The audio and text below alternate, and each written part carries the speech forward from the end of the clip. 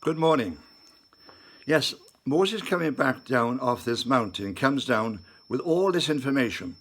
Not just information about how he should set up the tabernacle, which he said, by the way, God had shown him in heaven, what heaven was like. And what he was going to do when he came back down was to create a place of worship for the people, which was a mirror of what Moses had seen in heaven. Now, just to stop for a moment before I come back to these waters of cleansing. Just think of this tabernacle. It consisted of a holy of holies, where the Ark of the Covenant was going to be placed. Then another place beyond that, which was the holy place.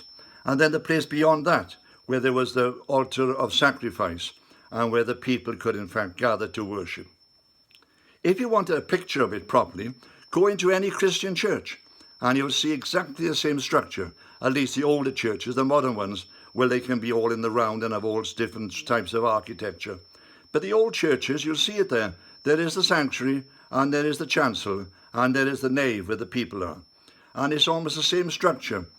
And Moses comes back down off the mountain. He says, we're going to create a structure just like this, which is going to enable us to come before God and offer our sacrifices and offer our worship.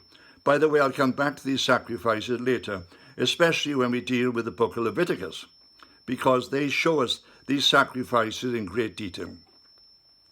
But today I'm just thinking about Moses coming down and saying to the people, if you have an injury, a cut or anything, if you touch a dead body, then separate yourself away from the people for a while, just to be sure you're not carrying any infectious diseases. You know, what did he know about infectious diseases? Or we heard a lot lately about viruses and things. What did Moses know about them? The Egyptians had no understanding of viruses, no understanding of bacteria. These only come very, very much later, only in the last couple of 100 years, have we understood what these really are.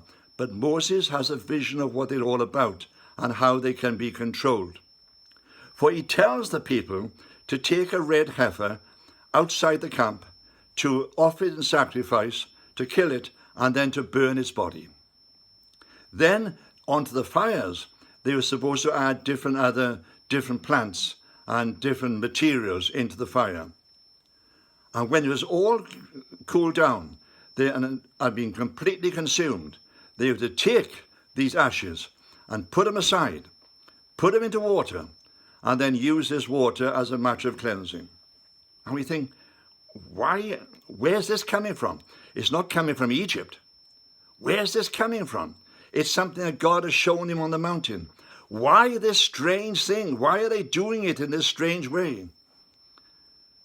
But you know, if you honestly look at it from the present day point of view, what you realize is that he was creating soap. Yes, soap.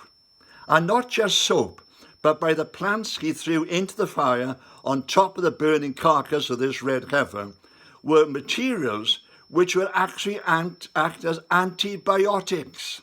Moses knew nothing about bacteria, but he was making an antibacterial soap. And if a person was injured, they washed the wound with antibacterial soap. See, such was the revelation that God gave him. I'm sure Moses himself did not understand what he was doing. God didn't say to him all about bacteria and viruses. Moses had no idea of that. All he said was, this is what God showed me on the mountain. This is the way we should deal with injuries when we receive them. We must make these ashes, put them into water, and then wash the wounds with this water, never realizing that what he had created was in fact antibacterial soap. An amazing understanding. That is why I say that when he comes back down off that mountain, he has had this vision of God and he's understood so much about what he's going to do.